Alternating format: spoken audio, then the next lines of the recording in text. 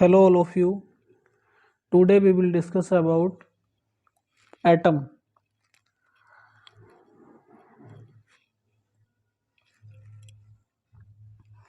हमारा जो पूरा ब्रह्मांड टोटल यूनिवर्स जिस बिल्डिंग ब्लॉक एलिमेंट से बना हुआ है, जिस सिस्टम से डेवलप हुआ है, उसको परमाणु कहते हैं। 1803 में 1803 में डाल्टन ने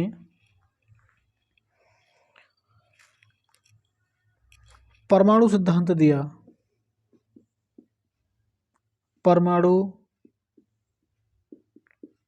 सिद्धांत दिया। इसमें उन्होंने बताया कि जो तत्व हैं, तत्व, देखिए जो भी मैं बोल रहा हूँ वो कम्प्लीटली मैं लिख नहीं पाऊँगा, उसको आप वीडियो पॉज करके और लगातार लिखते रहें। जब आप वीडियो देखेंगे तब एक पेन और नोटबुक लेके बैठें और उसमें लगातार नोट करते रहें। तो जॉन डाल्टन की जो हमारा कोई भी तत्व होता है वो छोटे छोटे सिस्टम से बना हुआ तो होता है, और ये जो सिस्टम होता है ये इंडिविजुअल होता है। इंडिविजुअल का मतलब है उसको विभाजित नहीं किया जा सकता। और ये जो अविभाजित सिस्टम होता है, यह अविभाजित कण होते हैं, इन्हीं को ही हम क्या कहते हैं? परमाणु कहते हैं। तो जॉन डाल्टन ने क्या बताया कि तत्व छोटे छोटे छोटे छोटे अविभाज्य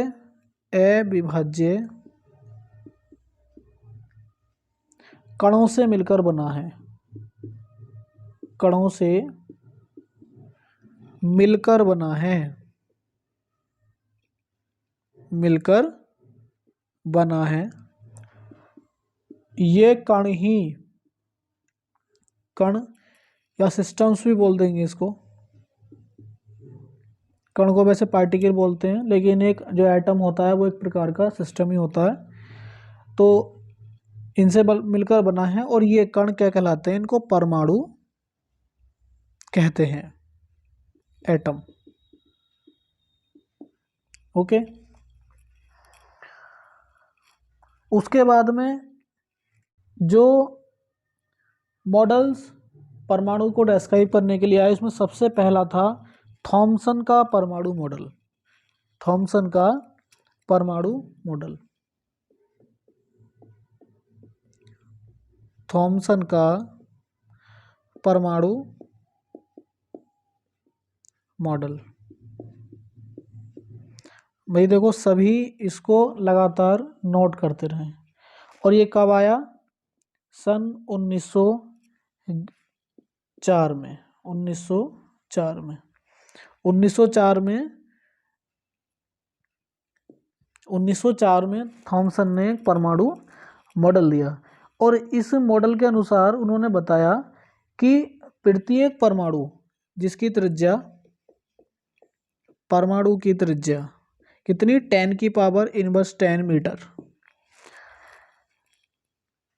मतलब प्रत्येक परमाणु 10⁻⁻10 मीटर त्रिज्या का एक धनावेशित ठोस गोला है। कैसा? धनावेशित ठोस गोला है। ठोस गोला है। और इसमें जो धनावेश है, धनावेश समान रूप से वितरित होता है। जो हमारा धनावेश है वो कैसे है? समान रूप से वितरित है। मतलब सिमेट्रिकली डिस्ट्रीब्यूट है जो हमारा जो पॉजिटिव चार्ज है इसके अंदर। तो इन्होंने इस परमाणु मॉडल के अकॉर्डिंग इन्होंने ये बताया। तो पहली बात उन्होंने बताई कि इसकी त्रिज्या 10⁻⁻10 है। दूसरी बात जो इन्होंने बताई वो ये बताई कि धनावेशित गोला है। और तीसरी बात ये बताई कि इसका जो धनावेश है वो समान रूप से वितरित है। कहाँ पर? संपूर्ण इसका जो पूरा क्या कहते हैं, वॉल्यूम है उसमें। और उन्होंने बताया कि इस गोले के भीतर या इस गोले के अंदर जगह जगह पर इलेक्ट्रॉन उसी प्रकार से धंसे रहते हैं जिस प्रकार से तरबूज के अंदर या उसके तरबूज का जो खाने वाला पार्ट होता है उसमें क्या होता है, जिस तरह उसमें उसके बीज धंसे रहते हैं उसी प्रकार से इलेक्ट्रॉन इसके अंदर धंसे रहते हैं। परमाणु में इलेक्ट्रॉन की संख्या इतनी ही है। तीसरी बात इन्होंने क्या बताई, परमाणु में इलेक्ट्रॉन की संख्या उतनी है कि उनका ऋण आवेश परमाणु के धन आवेश के बराबर हो।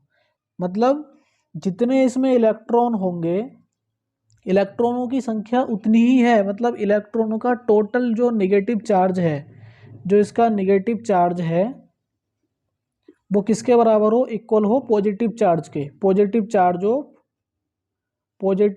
Of atom.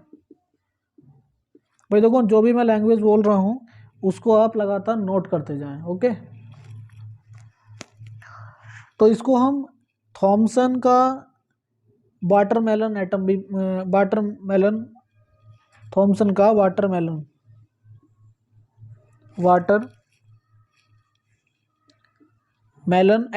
मॉडल भी कहते हैं। तो पहला मॉडल जो दिया था वो 1904 में थॉमसन ने दिया था। और उसमें क्या बताया कि जो परमाणु है वो कैसा है, वो ठोस गोला है और उसमें क्या है, जो इलेक्ट्रॉन्स हैं वो लगातार सिमेट्रिकली उसमें डिस्ट्रीब्यूटेड हैं उसके टोटल वॉल्यूम में। और तीसरी बात इन्होंने बताई कि जो गोला है वो धनावेशित है कंप्लीटली। और चौथी बात उन्होंने ये बताई कि जो टोटल नंबर ऑफ इलेक्ट्रॉन हैं वो इतने हैं जितना कि मतलब टोटल नंबर ऑफ इलेक्ट्रॉन का जो चार्ज है, नेगेटिव चार्ज, वो इक्वल है किसके, टोटल एटम के धनावेश के बराबर है। ओके, तो उन्होंने ये बातें बताई।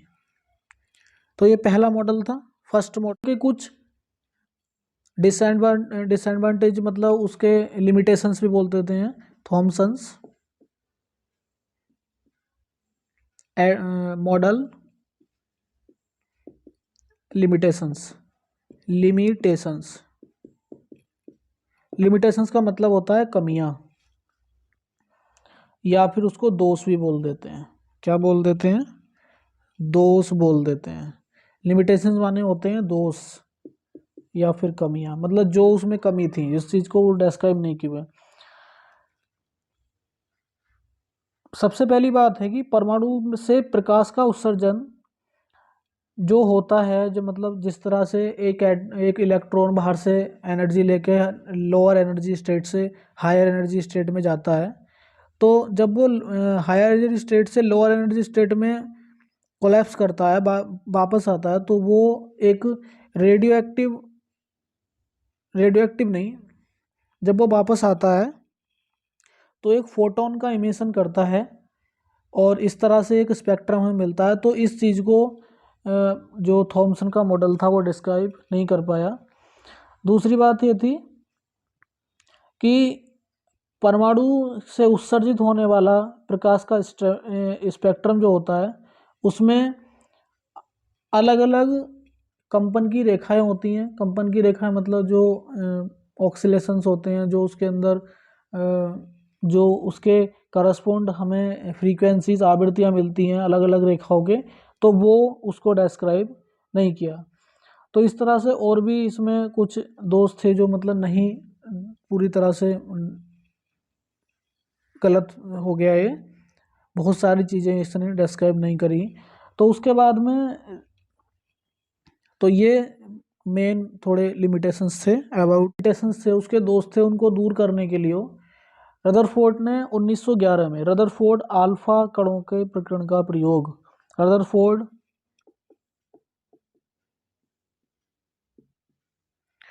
अल्फा पार्टिकल एक्सपेरिमेंट, इसको रदरफोर्ड स्कैटरिंग एक्सपेरिमेंट भी बोल देते हैं। तो इसमें क्या हुआ, इन्होंने सन 1911 ईयर 1911 में रदरफोर्ड ने परमाणु की संरचना का पता लगाने के लिए अल्फा कणों का प्रयोग किया। उन्होंने क्या किया कि इसमें एक रेडियो एक्टिव देखिए मैं पूरी तरह इसको कंप्लीट नहीं लिख पाऊँगा, तो आप इसमें सबसे पहली बात ये है कि जो भी मैं बोल रहा हूँ उसको वीडियो को रोक रोक के लगातार लिखते रहें। तो उन्होंने क्या किया, परमाणु की संरचना का पता लगाने के लिए उन्होंने अल्फा कण प्रयोग, अल्फा कणों का स्कैटरिंग कराई by a thin gold foil, मतलब एक पतली सोने की पन्नी ली और उस पर अल्फा कणों को गिराया गया, उनकी बॉम्बार्डिंग कराई गई। तो उन्होंने क्या किया कि एक रेडियो एक्टिव पदार्थ पोलोनियम, उसको उन्होंने इस प्रकार के एक बॉक्स के अंदर रखा। ये पोलोनियम को उन्होंने बॉक्स के अंदर रखा, और उसके बाद में एक जो छेद था यहाँ पे, ये इस तरह से एक छेद था, उस छेद में से उच्च गतिज ऊर्जा के, मतलब हायर काइनेटिक एनर्जी के अल्फा कण, जो वास्तव में हीलियम परमाणु के नाभिक होते हैं। जो अल्फा कण होता है भाई, वो हीलियम एटम का नाभिक होता है, सबसे मेन मेन बात यह है। और दूसरी बात यह है, ये पॉजिटिवली चार्ज होता है। कैसा होता है? पॉजिटिवली चार्ज होता है अल्फा कण, अल्फा जो पार्टिकल होता है। तो उन्होंने इसके बाद में, और इसका जो द्रव्यमान होता है, ये इसका जो मास होता है अल्फा पार्टिकल का, अल्फा पार्टिकल का ये कितना होता है? 4 इंटू हाइड्रोजन एटम, इस तरह लिख सकते हैं हम इसको। हाइड्रोजन एटम के लगभग 4 गुने के बराबर होता है अप्रोक्सीमेटली, ठीक है। तो उन्होंने इसको, जो अल्फा कण थे यहाँ से, क्योंकि अल्फा कण कब निकलते हैं? जब हमारा कोई रेडियो एक्टिव पदार्थ होता है। सबसे पहले मैं ये बात बता दूं, टेनियसली इमिशन करता है रेडिएशन का, और उसमें अल्फा बीटा गामा तीनों प्रकार के कण होते हैं। अल्फा जो कण होते हैं वो पॉजिटिवली चार्ज होते हैं, बीटा जो कण होते हैं वो निगेटिवली चार्ज होते हैं, और गामा जो होता है वो इलेक्ट्रोमैग्नेटिक रेडिएशन होती है, जो कि मोस्टली न्यूट्रलाइज होती है। तो उन्होंने क्या किया कि एक बॉक्स ले लिया, उस बॉक्स के अंदर उन्होंने इस तरह से बॉक्स लिया, और उस बॉक्स के अंदर उन्होंने अल्फा पोलोनियम को रख दिया। अब पोलोनियम को रखने के बाद में यहाँ पे क्या किया उन्होंने, एक गोल्ड फॉइल लगा दी यहाँ पे। गोल्ड फॉइल, ये गोल्ड फॉइल है, गोल्ड फॉइल। गोल्ड फॉइल का मतलब है सोने की पतली पन्नी, और उसको लगा दिया।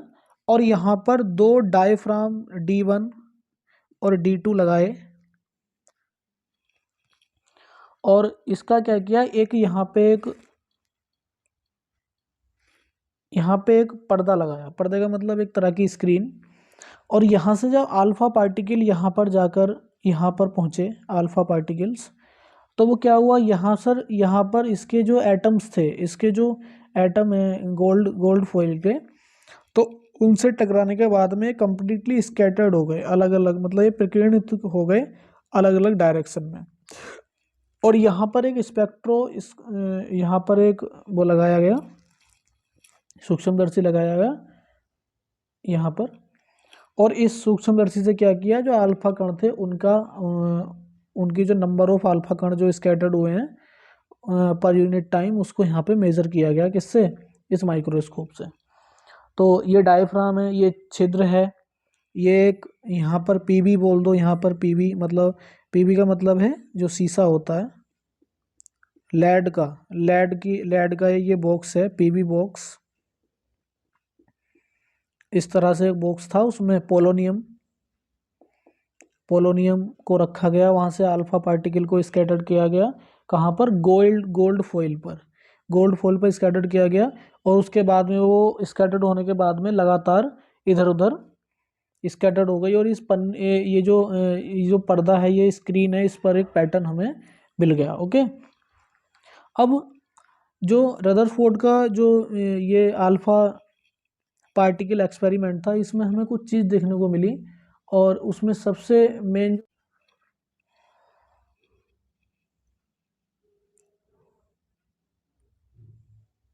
ये नाभिक है।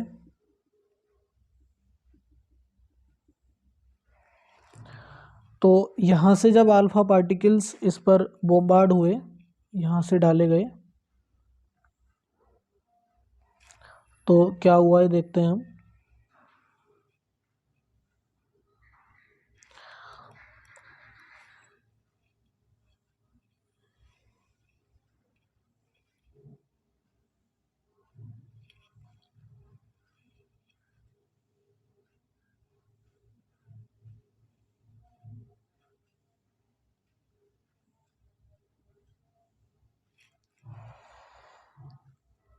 ये सब अल्फा कण हैं, ये अल्फा पार्टिकल्स, ये भी सब अल्फा पार्टिकल्स हैं। तो ये अल्फा पार्टिकल्स जब इसके अंदर जा रहे हैं, ये यहाँ पे पॉजिटिवली चार्ज है, यहाँ पे पॉजिटिव चार्ज है, ये सब पॉजिटिव चार्ज है। तो इसमें कुछ कॉन्क्लूजन निकले। हम सबसे पहला कॉन्क्लूजन यहाँ पे लिखेंगे। सबसे पहला कॉन्क्लूजन जो था वो था, पहला कॉन्क्लूजन लिखते हैं यहाँ पे। पहले कॉन्क्लूजन के अनुसार बताया कि अधिकांश अल्फा कण पन्नी को बिना प्रकीर्ण करते हुए सीधे निकल गए। देखो ये वाले जो पार्टिकल्स हैं, ये वाले, ये मैंने एक लाइन से शो करें, लेकिन ये बहुत सारी लाइन्स हैं, बहुत सारे, most of the particle directly straight ही निकल गए, डायरेक्ट। तो क्या है, अधिकांश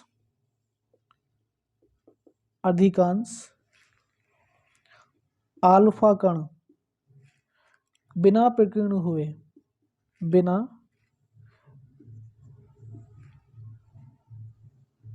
प्रकीर्ण हुए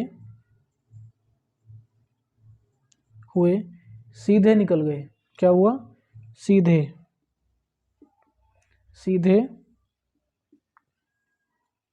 निकल गए। ठीक है, तो इसका क्या मतलब हुआ, इसका जो मेन मतलब हुआ, इसका मतलब हुआ कि परमाणु का, देखो पहले कॉन्क्लूजन के साथ ही मैं यहाँ पे लिखूंगा क्योंकि जगह नहीं है। परमाणु का अधिकांश भाग कैसा है, खोखला है। कैसा है, खोखला, होलो। ठीक है, खोखला है। अधिकांश भाग कैसा है परमाणु का, खोखला है। इस कॉन्क्लूजन, क्योंकि ऐसा है, जब ये अल्फा पार्टिकल बिना किसी डेविएशन के डायरेक्ट निकल जाते हैं, तो मतलब ये है कि वो किसी से नहीं टकराए, वहाँ पे कोई पार्टिकल ऐसा नहीं था जो टकराया। तो ऐसे, ये तो ऐसा हो गया कि जैसे हम किसी भीड़ में जाते हैं तो भीड़ में लगातार लोग हमें मिलते हैं, तो क्या होता है कि हम आराम से आगे निकलते हैं, लेकिन जब कोई होता नहीं है तो हम डायरेक्ट निकल जाते हैं। तो उसका मतलब ये है कि वहाँ पे कोई नहीं था। तो इसका मतलब ये है कि यहाँ पे कोई भी पार्टिकल उपस्थित नहीं था। ठीक है, तो अधिकांश अल्फा कण जो है वो सीधे निकल गए। तो इससे मतलब ये है कि परमाणु का अधिकांश भाग जो है वो क्या है, खोखला है। कंक्लूजन इनका, दूसरे कंक्लूजन में बताया कि कुछ अल्फा कण छोटे छोटे कोण बनाते हुए अपने मार्ग से विक्षेपित हो गए। छोटे कोण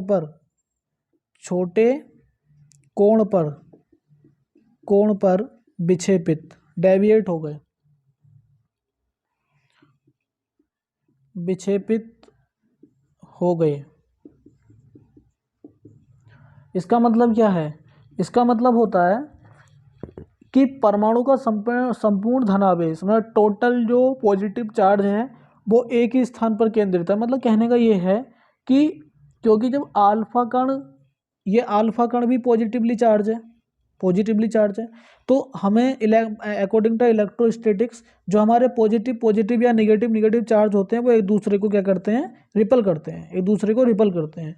और यदि हम डिफरेंट चार्जेस ले लें, पॉजिटिव नेगेटिव या नेगेटिव पॉजिटिव, तो वो क्या करेंगे, वो उसको अट्रैक्ट करेंगे। तो इसी रूल के अकॉर्डिंग क्या हुआ है कि ये पार्टिकल जब ये विक्षेपित हुए, तो उसका मतलब ये है कि अंदर कुछ ना कुछ ऐसा है जो भी पॉजिटिव ले, क्योंकि ये अगर अंदर निगेटिव होता तो उसके अट्रैक्ट हो जाते। ये अल्फा कण कहाँ पर कोलाइड करते, किसके साथ, नाभिक के साथ। लेकिन वो कैसा है, वो पॉजिटिव है।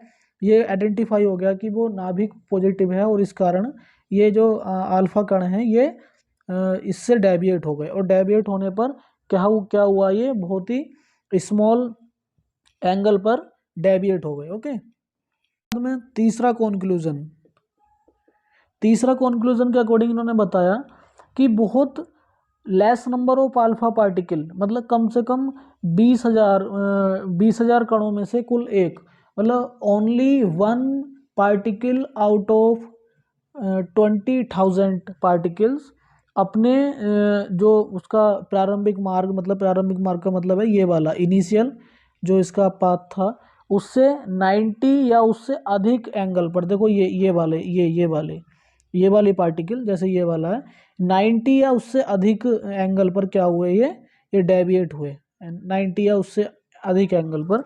तो इसका मतलब क्या है कि परमाणु का जो द्रव्यमान या तथा उसका जो धनावेश है वो उसके अंदर एक बहुत ही माइक्रो मतलब बहुत ही छोटे स्थान पर केंद्रित है, मतलब सेंटर्ड है। कहाँ पर? एक बहुत ही छोटे केंद्र पर सेंटर्ड है। और इस सेंटर्ड पार्ट को क्या कहते हैं? इस सेंटर पार्ट को ही क्या कहते हैं? हम नाभिक कहते हैं। तो अल्फा कण कितने? आउट ऑफ 20,000 में से 20,000 में से एक कण कहाँ पर डेविएट हुआ?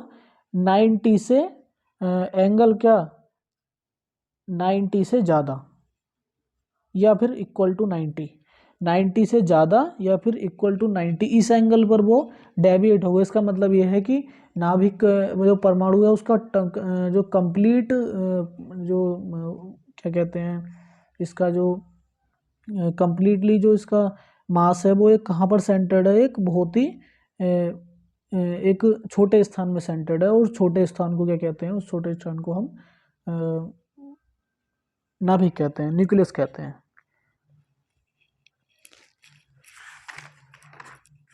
तो इसके में शायद आपको समझ में आ गया होगा।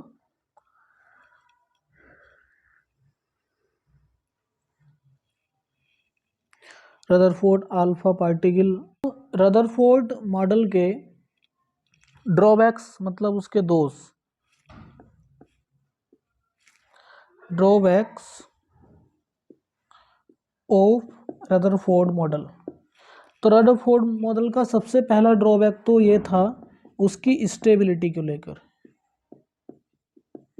स्टेबिलिटी को मतलब स्थायित्व को लेकर, स्थायित्व को लेकर किसकी? अगर जो एटम था उसके स्थायित्व को लेकर। क्योंकि उन्होंने क्या बताया कि जो इलेक्ट्रॉन है जो नाभिक के चारों ओर घूमते हैं तो उनमें अभिकेंद्रित त्वरण होता है, मतलब सेंट्रीपिटल एक्सेलरेशन होगा। और जो इलेक्ट्रोडायनेमिक्स के अकॉर्डिंग जो भी एक्सीलरेटेड चार्ज पार्टिकल होते हैं वो लगातार क्या करते हैं? इलेक्ट्रोमैग्नेटिक जो रेडिएशंस होती हैं उसका इमिशन लगातार करते रहते हैं, उसका लगातार उत्सर्जन करते रहते हैं। तो इस कारण क्या होता है? उसकी एनर्जी जो होती है लगातार लॉस होती रहती है। और एनर्जी के लॉस होने के कारण एक समय वो आता है कि जहाँ पर उसकी कंप्लीटली एनर्जी लॉस हो जाती है। तो इस जो रदरफोर्ड ने बताया, रदरफोर्ड मॉडल के अंदर बताया कि ये ऐसा होता है, त्वरित होते हैं। तो त्वरित होने के कारण लॉस होनी चाहिए, और लॉस होने के कारण एक टाइम वो आ जाएगा कि जो इलेक्ट्रॉन है वो नाभिक के अंदर गिर जाएगा। लेकिन ऐसा अगर ऐसा होता है तो सीधी बात है कि परमाणु को एक समय के बाद ख़त्म हो जाना चाहिए, कंप्लीटली उसका डिस्टोर्शन हो जाएगा। लेकिन ऐसा नहीं है, क्योंकि हमारा जो मैटर है, हमारा जो वो अकॉर्डिंग टू कंजर्वेशन लॉज, जो भी हमारे प्राकृतिक संरक्षण नियम होते हैं उनके अकॉर्डिंग ऐसा नहीं होता। अगर ऐसा होता तो एक तरह से पूरी सृष्टि को ख़त्म हो जाना चाहिए था। तो ये बात बिल्कुल गलत साबित हुई। दूसरी चीज़ उन्होंने जो बताई कि इसके स्पेक्ट्रम को नहीं वो डिस्क्राइब कर पाए। स्पेक्ट्रम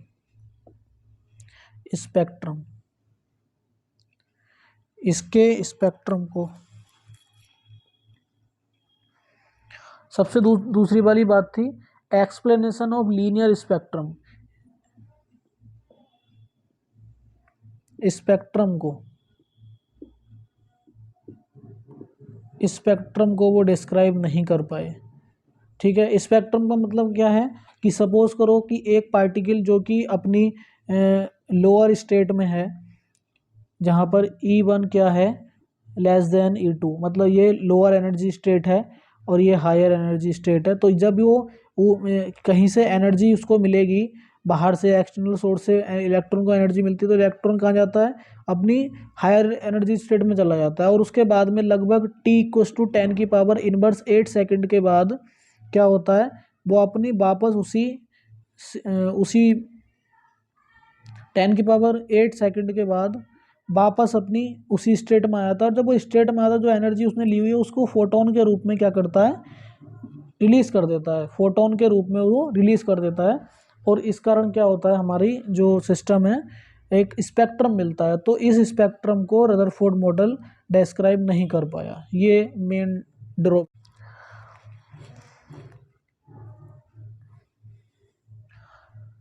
अब थॉमसन मॉडल, रदरफोर्ड मॉडल, इन दोनों को जब इनका ये सही से उसको एक्सप्लेन नहीं कर पाए, तो उसके बाद में क्या हुआ, boards atomic model, atomic model, war ने क्या किया, वॉर ने सबसे पहले जो ये दोनों हमारे एटॉमिक मॉडल थे, इनके ड्रॉबैक्स को देखते हुए अब एक नया मॉडल प्रस्तुत किया। और ये कब प्रस्तुत किया, सन 1913 में, 1913 में उन्होंने ये दिया। और इन्होंने क्या किया, रदरफोर्ड के जो परमाणु मॉडल में प्लांक का क्वांटम सिद्धांत लगाकर, Planck's quantum theory, Planck's quantum theory के बारे में थोड़ा बता देता हूँ। प्लांक्स ने बताया कि जो एनर्जी होती है, जो रेडिएशन होती है, वो एनर्जी के छोटे छोटे पैकेट्स में, छोटे छोटे बंडल में लगातार होती है, और जो कंटिन्यूस नहीं होती, वो डिस्क्रीट होती है। और प्रत्येक फोटोन का जो एनर्जी होती है वो एच न्यू होती है, और न्यू क्या है वहाँ पर, फ्रीक्वेंसी है किसकी, फोटोन की। तो ये प्लांक, तो 1913 में रदरफोर्ड ने ये थ्योरी दी। इसके बाद में इन्होंने अलग अलग अपनी संकल्पनाएं,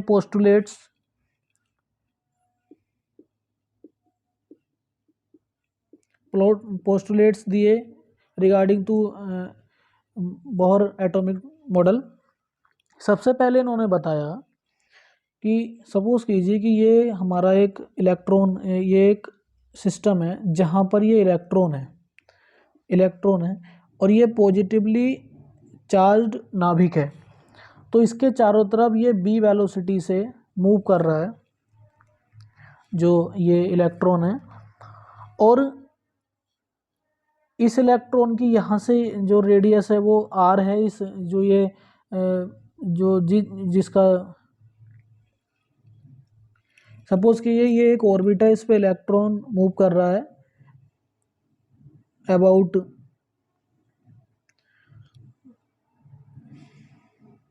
ये एक ऑर्बिट है जिस पर इलेक्ट्रॉन लगातार मूव कर रहा है, और ये नाभिक है जिसके चारों तरफ ये मूव कर रहा है। ये रेडियस है नाभिक से इस ऑर्बिट की, और ये वेलोसिटी से वो मूव कर रहा है।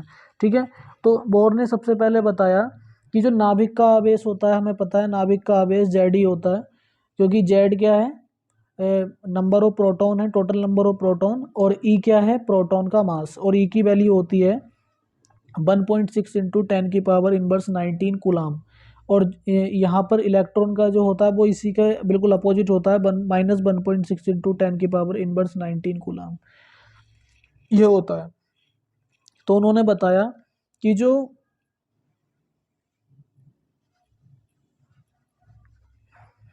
अब यहाँ पर बोर ने क्या बताया, सबसे पहले बोर ने बताया कि जो इनके, क्योंकि नाभिक क्या है, पॉजिटिवली चार्ज है, और ये जो इलेक्ट्रॉन है ये नेगेटिवली चार्ज है। तो अकॉर्डिंग टू इलेक्ट्रोस्टैटिक्स इनके बीच में एक अट्रैक्शन फोर्स लगेगा, कूलाम अट्रैक्शन फोर्स। और वो कूलाम अट्रैक्शन फोर्स जो होगा वो क्या होगा, इसके जो इलेक्ट्रॉन, क्योंकि ये एक सर्कुलर ऑर्बिट पे मोशन कर रहा है, तो इसके जो सेंट्रीपिटल फोर्स होगा, सेंट्रीपिटल फोर्स के बराबर होगा। तो कूलाम फोर्स क्या होगा, Fc equals to 1/4πε0 Q1 Q2 upon R square. ये कूलाम फोर्स होता है, और कूलाम फोर्स को हम यहाँ पर इसके अकॉर्डिंग लिखेंगे तो 1/4πε0 जेडी, और यहाँ पर इलेक्ट्रॉन का जो चार्ज होगा वो ई होगा, तो इसलिए ई हो जाएगा और यहाँ पे आ जाएगा माइनस, और ये हो जाएगा आर स्क्वायर। आर क्या है, यहाँ पे रेडियस है। और जो हमारा सेंट्रीपिटल फोर्स होगा एफ, वो होगा mv² अपॉन आर, जैसे कि हम जानते हैं। ठीक है, तो ये दोनों फोर्स, इसको लिख सकते हैं 1/4πε0 माइनस जेडी² upon R square equals to mv² upon R. तो ये अजम्पशंस पहला पोस्टुलेट था बोर थ्योरी का, कि जो इलेक्ट्रोस्टैटिक अट्रैक्शन होता है बिटवीन न्यूक्लियस एंड इलेक्ट्रॉन, वो किसके इक्वल होता है, वो होता है सेंट्रीपिटल फोर्स के इक्वल, क्योंकि ये एक आर रेडियस की ऑर्बिट है जिस पे इलेक्ट्रॉन मूव कर रहा है। ओके, दूसरा अजम्पशन उन्होंने बताया कि जो जिस ऑर्बिट में मोशन कर रहा है इलेक्ट्रॉन, उस ऑर्बिट के वो इलेक्ट्रॉन उसी ऑर्बिट में मोशन करेगा जिसके लिए उसका कोणीय संवेग angular momentum, angular momentum, angular momentum क्या होता है, M B R P cross R, ऐसे लिख देते हैं कि linear momentum into radius of orbit. तो ये एंगुलर मोमेंटम किसके बराबर होना चाहिए, nth, nth n क्या है यहाँ पे, nth ऑर्डर ऑफ, n क्या है, हाँ प्रिंसिपल क्वांटम नंबर है, n क्या है, principal quantum number, principal quantum number n है। तो प्रिंसिपल क्वांटम नंबर के h अपॉन 2 पाई गुना होना चाहिए, जो उसका एंगुलर मोमेंटम है वो NH अपॉन 2 पाई के बराबर होना चाहिए। तभी इस यदि वो ये कंडीशन ऑर्बिट के लिए फॉलो हो रही है तो उसी ऑर्बिट में इलेक्ट्रॉन मूव करेगा, अदरवाइज इलेक्ट्रॉन किसी और ऑर्बिट में मूव कर जाएगा। तो ये इसका सेकंड बात जो बोर ने बताई वो ये बताई कि स्पेक्ट्रम किस तरह से डेवलप होता है। तो उन्होंने ये बताया कि जब दो एनर्जी स्टेट हैं, ये हायर, ये लोअर एनर्जी स्टेट है और ये हायर एनर्जी स्टेट है, हम यहाँ पे लिखेंगे E2 ग्रेटर देन E1, और ये N1 है, ये N2 है, कि जब हम ये इलेक्ट्रॉन किसी लोअर ऑर्बिट में होता है तो बाहर से हम इसको एक्सटर्नली एनर्जी प्रोवाइड करते हैं, तो क्या करता है, एनर्जी लेने के बाद में ये कहाँ चला जाता है, हायर एनर्जी स्टेट में चला जाता है, और कुछ समय लगभग T = 10⁻⁸ के बाद अप्रोक्स कहाँ आ जाता है, वापस अपनी उसी इनिशियल स्टेट में आ जाता है जहाँ से ये गया था। तो जब इसका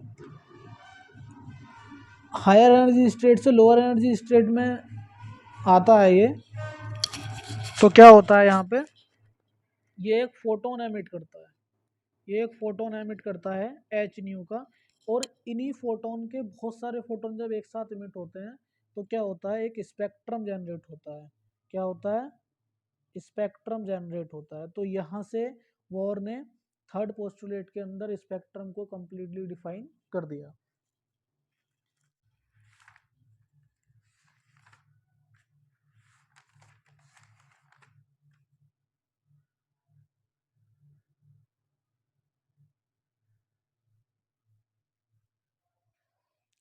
अब हम यहाँ पे क्या करेंगे, इलेक्ट्रॉन की रेडियस, जो इलेक्ट्रॉन की ऑर्बिट की रेडियस है उस रेडियस को फाइंड करेंगे, रेडियस के बाद में हम वेलोसिटी को फाइंड करेंगे, और वेलोसिटी के बाद में हम एनर्जी का एक्सप्रेशन है उसको फाइंड करेंगे। तो सबसे पहले जो फर्स्ट पोस्टुलेट था उसको लिखेंगे हम 1/4πε0 minus ZE² / R² equals to MB² R।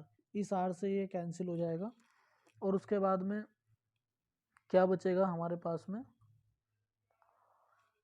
ये बचेगा 1/4πε0 minus ZE² equals to MB², बस ये बचेगा। इसको हम इक्वेशन फर्स्ट मान लेंगे, और इसके बाद में क्या करेंगे, जो दूसरा अजम्पशन था उसको ले लेंगे, क्या था, MBR इक्वस टू NH/2 पाई। अब हम क्या करेंगे, इसका स्क्वायर करेंगे, बोथ साइड स्क्वायर करेंगे, तो M²B² R² equals to N²H²/4 पाई², ये इक्वेशन सेकंड हो गई। अब हम सेकंड इक्वेशन को फर्स्ट इक्वेशन से डिवाइड कर देंगे, क्या होगा, M²B²R² इक्वस टू N²H²/4 पाई² इंटू, ये माइनस यहाँ पे आ जाएगा, और जब ये ऐसे होगा तो क्या होगा, यहाँ पे जो हमारा नीचे 4 पाई था, 4πε0, और R नीचे R था, सॉरी R नहीं था, R कैंसिल हो चुका था, R यहाँ पे R, सॉरी यहाँ पे R था वो लिखेंगे, और ऊपर ZE² था माइनस। तो ये देखिए 4 पाई से ये कैंसिल, ये दोनों 4 पाई कैंसिल, यहाँ पे सिर्फ पाई बचा। यहाँ हम क्या करेंगे, M से ये कैंसिल हो जाएगा, ओनली M बचेगा, B² से B², इस वाले R से A² कैंसिल, तो यहाँ पे आर की जो वैल्यू आएगी हमारे पास में, आर एन की वैल्यू वो आ जाएगी हमारे पास N square H square epsilon naught upon pi M E square Z. तो ये वैल्यू हमारे पास में रेडियस आ चुकी है, रेडियस ऑफ ऑर्बिट। जो सर्कुलर पाथ है, ये इक्वेशन ऑफ ऑर्बिट आ गई है, रेडियस आ चुकी है, ये रेडियस आ चुकी है किसके लिए, जिस सर्किल पर सर्कुलर पाथ पर इलेक्ट्रॉन मोशन कर रहा है उसकी रेडियस है। इसके बाद में दूसरा, अब हम निकालेंगे यहाँ से वेलोसिटी।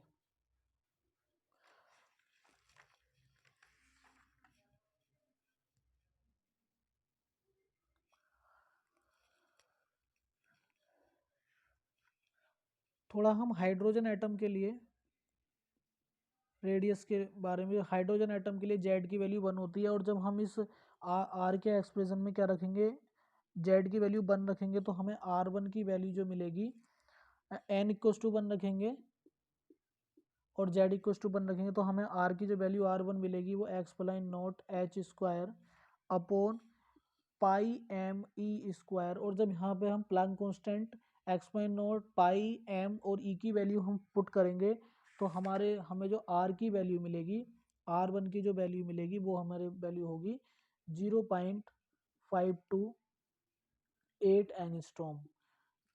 एंगस्ट्रॉम 1 एंगस्ट्रॉम बराबर होता है 10 की पावर इनवर्स 10 मीटर के। तो ये इसकी फर्स्ट ऑर्बिट की रेडियस होगी हाइड्रोजन एटम के लिए, ठीक है। मतलब क्या है कि जैसे सपोज करो हमारा ये नाभिक है, इसके चारों तरफ अलग अलग ऑर्बिट्स हैं इलेक्ट्रॉन की, तो ये n इक्वस टू 1, ये 2, ये 3, तो जैसे जैसे n की वैल्यू बढ़ती चली जाएगी उस तरह से r की वैल्यू भी बढ़ती चली जाएगी। जैसे जैसे r में इंक्रीज होगा ऐसे ऐसे एज वेल एज बहुत तेज़ी से r की वैल्यू भी इंक्रीज होगी with correspond to increase the value of n। अब निकालते हैं वेलोसिटी। हमारे पास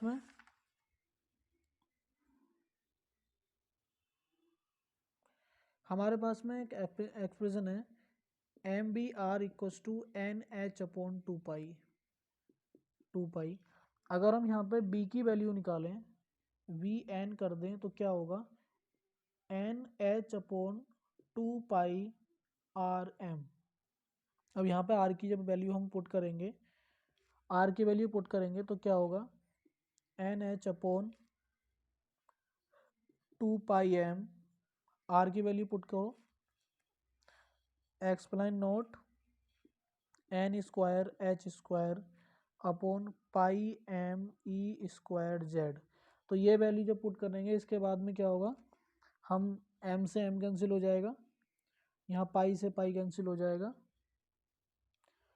और ये वैल्यू इन दोनों से कैंसिल हो जाएगी। तो यहाँ पे जो हमें बी एन का एक्सप्रेशन मिलेगा वो क्या मिलेगा, Z E square upon 2 epsilon naught, ये कहाँ एक्सप्लाइन नॉट, ये वैल्यू ओके, एच एन। तो ये हमें क्या मिला, हमें मिला वेलोसिटी मिली है, वेलोसिटी मिली किसी ऑर्बिट में इसकी वेलोसिटी किसके बराबर होगी, ये वेलोसिटी आएगी एन के करस्पॉन्ड। अब चूंकि हमारे पास में जो वेलोसिटी का एक्सप्रेशन वी एन आया है ये डायरेक्टली प्रोपोर्शनल है 1/n के, तो क्या होगा कि जैसे जैसे n बढ़ेगा, जैसे जैसे n बढ़ता चला जाएगा, n की वैल्यू बढ़ती चली जाएगी, n की वैल्यू 1, 2, 3, इस तरह से जैसे जैसे n की वैल्यू बढ़ेगी उसकी वेलोसिटी की घटती जाएगी। मतलब इसके बीच में अट्रैक्शन, यहाँ से इसका अट्रैक्शन ज़्यादा होगा, इसका थोड़ा उससे कम होगा, इसका उससे कम होगा, तो अलग अलग रेडियस के अकॉर्डिंग उसका अट्रैक्शन भी कम होता जाएगा, क्योंकि हमें पता है कि F directly proportional to 1/r square, तो इसके अकॉर्डिंग अट्रैक्शन कम होता चला जाएगा। और यहाँ पर जैसे जैसे n की वैल्यू कम होती चली जाएगी, वैसे वैसे वेलोसिटी बढ़ती चली जाएगी, और जैसे जैसे n की वैल्यू बढ़ेगी वैसे वैसे वेलोसिटी घटती चली जाएगी। तो बाहर वाली जो आउटर मोस्ट सेल्स होंगे इलेक्ट्रॉन के, वहाँ पर इलेक्ट्रॉन की जो वेलोसिटी होगी वो सबसे ज़्यादा कम होगी, और अंदर वाले ऑर्बिट में इलेक्ट्रॉन की वेलोसिटी सबसे ज़्यादा होगी।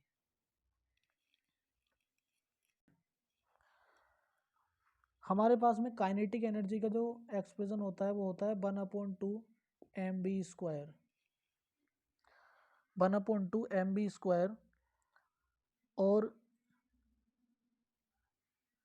यदि हम यहाँ पे b की वैल्यू रख दें तो काइनेटिक एनर्जी का जो हमारा जो वैल्यू आएगी वो आएगी 1/8 Ze²/πε0 मेरा मतलब कहने का ये है कि यहाँ पर आपको जो मैंने अभी वेलोसिटी की वैल्यू निकाली थी v, उस वेलोसिटी को आप b की वैल्यू यहाँ पुट कर देनी है। उसको सोल्व करने के बाद में आपको ये मिल जाएगा। और यहाँ पर जो हमारी पोटेंशियल एनर्जी होगी, पोटेंशियल एनर्जी क्या होती है 1/4πε0 और ZE, और यहाँ पे जो क्योंकि माइनस दोनों प्रोडक्ट होता है दोनों चार्जेस का, तो यहाँ पे माइनस आ जाएगा यहाँ पे। तो जब E का प्रोडक्ट होगा इसके साथ में,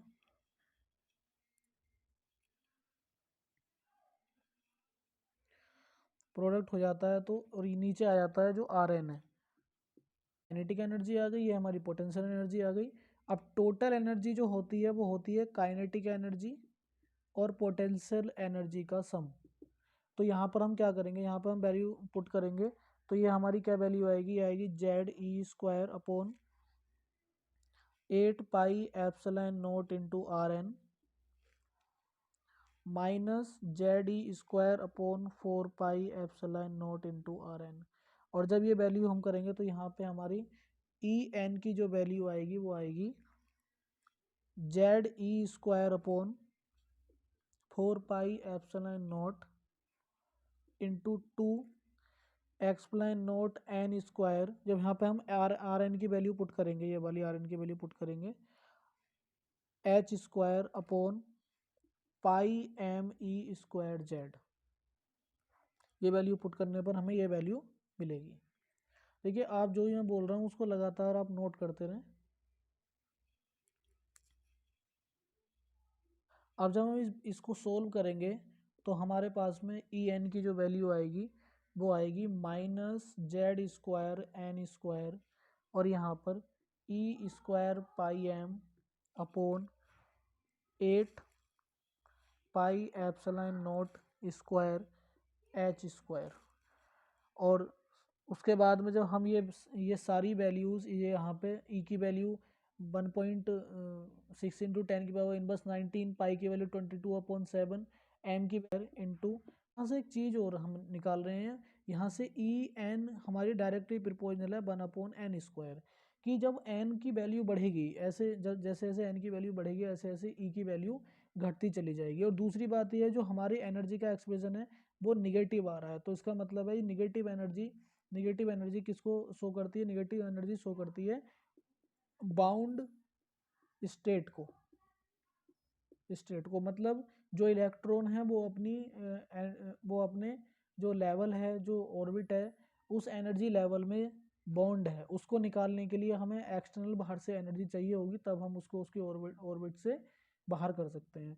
और ये जो प्रोपोर्शनल दिखा रहा है ये क्या बता रहा है, इससे पता चल रहा है कि जैसे जैसे n की वैल्यू बढ़ती जाएगी E की वैल्यू घटती चली जाएगी। मतलब ये है कि अंदर वाले इलेक्ट्रॉन की जो वैल्यू की जो एनर्जी होगी वो सबसे ज़्यादा होगी, और जैसे जैसे हम वैल्यू n की बढ़ती चली जाएगी ऐसे ऐसे E की वैल्यू घटती चली जाएगी। मतलब सबसे बाहर वाले सेल के लिए एनर्जी की जो वैल्यू होगी वो सबसे ज़्यादा कम होगी। अब हम यहाँ पे स्पेक्ट्रम निकालेंगे,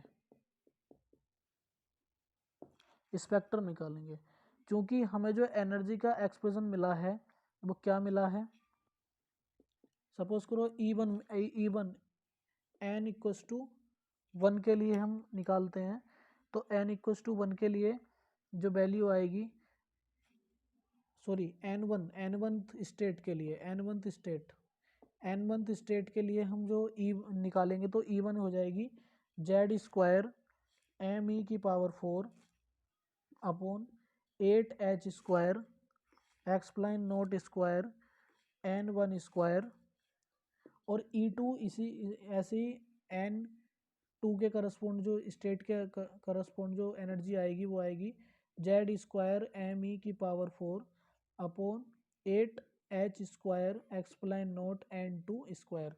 और जब हम इसको क्या करेंगे, हाँ क्योंकि हमारे पास में उसने बताया था जो एच न्यू होगा वो किसके बराबर होगा, E2 माइनस E1 के। तो हम ये जब दोनों वैल्यू यहाँ पे पुट करेंगे तो हमें क्या मिलेगा, हमें मिलेगा minus Z E square sorry Z,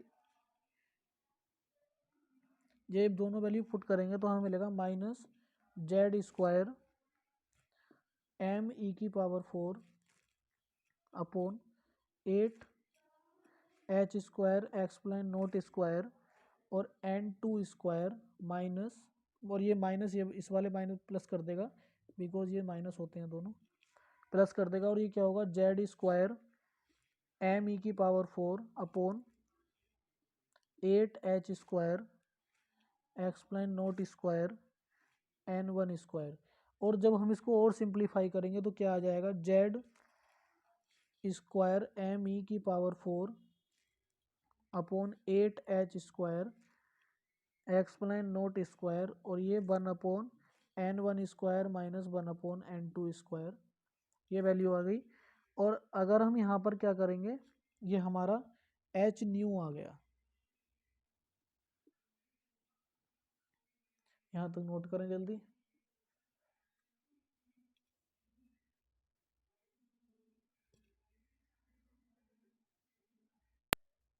अब हमारा जो एक्सप्रेशन आया है H nu equals to Z square M E की power 4 upon 8 h square epsilon naught square 1/N1 square minus 1/2 square. तो इसमें हम क्या करेंगे, ये न्यू जो न्यू की वैल्यू न्यू इक्वस टू होता है सी अपॉन लैम्डा, तो H C upon lambda equals to Z square M E की power 4 upon 8 h square epsilon naught square 1/N1 square minus 1/2 N2 square. और जब हम इसको क्रॉस मल्टीप्लीकेशन करेंगे तो क्या होगा, जेड स्क्वायर एम ई की पावर 4 अपॉन 8 h³ सी एक्सप्लाइन नोट स्क्वायर, और ये 1/N1 square minus 1/2 N2 square. अब जो हमारा एम ई की power 4 8 C h³ epsilon naught square है, इसको हम रिडबर्ड कांस्टेंट बोलते हैं, और इसकी वैल्यू आती है 1.097 इंटू 10⁻7 पर मीटर एम के एस में ये वैल्यू होती है। तो इसको हम यहाँ पर आर से रिप्लेस कर देंगे। जब हम इसको आर से रिप्लेस करेंगे तो क्या होगा, 1/लैम्डा हो जाएगा आर, और यहाँ पर जेड इक्वस टू 1 रखेंगे, एन इक्वस टू 1 रखेंगे, तो यहाँ पे जो वैल्यू आएगी हमारी वो हो जाएगी are 1/N1 square minus 1/2 N2 square. तो ये हमारा क्या आ गया, किसका फॉर्मूला आ गया, ये आ गया वेवलेंथ। अब इस फॉर्मूले के साथ में हम अलग अलग स्पेक्ट्रम लाइंस हाइड्रोजन स्पेक्ट्रम के लिए अलग स्पेक्ट्रम ड्रॉ करेंगे। सबसे पहले हमारी जो सीरीज आएगी वो आएगी लाइमन सीरीज।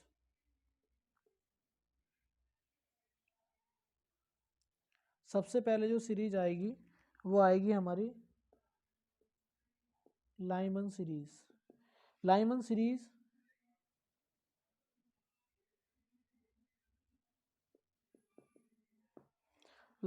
हमें कब मिलेगी, जब N1 की वैल्यू 1 और N2 की वैल्यू 2 3 4 डैश कहीं तक भी हो, तो इसके करस्पॉन्ड हमें जो एनर्जी लेवल मिलेंगे, जो सीरीज मिलेगी उसको लाइमन सीरीज बोलेंगे। और इसमें क्या होगा, ये जो सीरीज है ये अदृश्य में मिलती है, अदृश्य क्षेत्र में मिलती है, वो क्षेत्र जिसको हम अपनी नग्न आंखों से नहीं देख सकते। और इसके लिए जो इसकी तरंग दैर्घ्य लैम्डा की वैल्यू होती है वो होती है 912 एंगस्ट्रॉम, ये वैल्यू हमें इसकी मिलती है। और ये कब होता है, देखो ये वैल्यू, ये पहली लाइन आई है मतलब N2 से N1 में आया, N3 से N1 में आया, N4 से N1 में आया, N5 से N1 में आया, इस तरह से। तो यहाँ पर जो सीरीज मिलेगी वो हमें लाइमन सीरीज मिलेगी, जाएगी वो आएगी बार्मर सीरीज।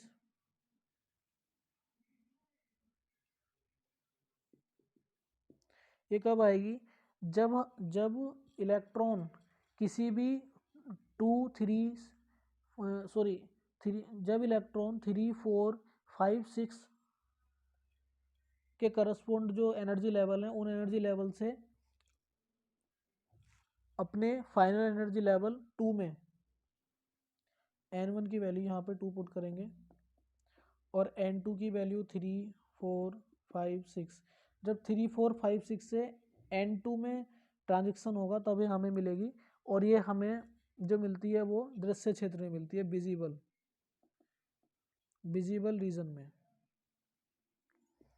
रीजन में मिलती है। और इसके लिए जो फॉर्मूला बनेगा वो बनेगा R1/2 का स्क्वायर N2 स्क्वायर। ये बार्मर सीरीज का रीजन है और ये बनेगी इस तरह।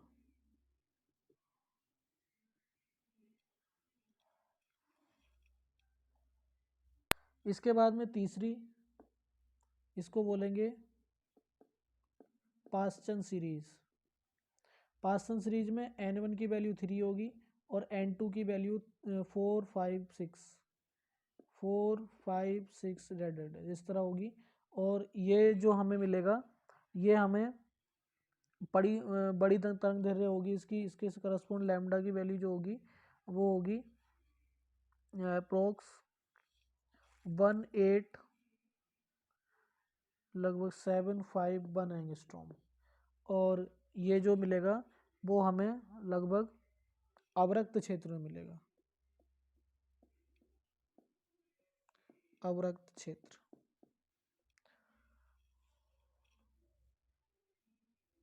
इंफ्रारेड रीजन में, इंफ्रारेड रीजन। और इसके लिए इसके करस्पॉन्ड जो लैम्डा की का फॉर्मूला होगा 1/3 का स्क्वायर 1/N2 का स्क्वायर, ये हमें इसमें वैल्यू मिलेगी। और इसके करस्पॉन्ड जो स्पेक्ट्रम आएगा वो कुछ इस तरह से आएगा। इसके बाद में 4 ब्रैकेट, इसमें n की वैल्यू N1 4 होगा, N2 5, 6, 7 डैश। और इसमें लैम्डा की वैल्यू R 1/4 का स्क्वायर अपॉन 1/N2 का स्क्वायर ये आएगा। और पांचवी जो मिलेगी फुंड सीरीज मिलेगी, इसके लिए N1 की वैल्यू 5 होगी और N2 की वैल्यू 6, 7, 8 डैश ये होगी। और इसके लिए लैम्डा का जो फॉर्मूला होगा वो होगा 1/R 1/5 का स्क्वायर माइनस 1/N2 स्क्वायर। ठीक है, और ये सीरीज इस तरह से मिलेगी। तो इस तरह से हमारी सीरीजेस बनती चली जाएंगी। ये लाइमन है, ये हमारी वार्मर है, ये जो है पास्चन है, ये ब्रैकेट है और ऊपर फुंड मिलेगी। ओके, ये आपका चैप्टर यहाँ पे complete. Thank you for watching. Okay.